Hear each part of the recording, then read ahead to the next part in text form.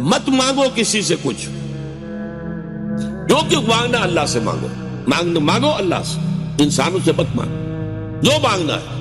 حضور نے فرمایا کہ اگر جوتے باندھنے کا فیتا جو ہے وہ تمہیں چاہیے، اللہ سے مانگو۔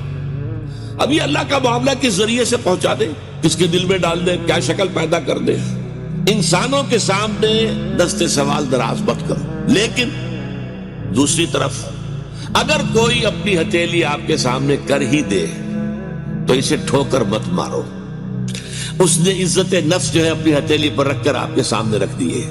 آپ اگر نہیں دینا چاہتے نہ دیں، ٹھیک ہے، لیکن ڈانٹنے کا آپ کو حق نہیں۔ بلکہ یہ بھی آیا ایک حدیث میں کہ تم دو، کچھ نہ کچھ دو، سائل کا ہاتھ خالی نہ لوٹاؤ۔ یہاں تک ایک حدیث میں الفاظ ہیں سائل کو ضرور دو، خواہ وہ گھوڑے پر سوار ہو کر تمہارے پاس آیا۔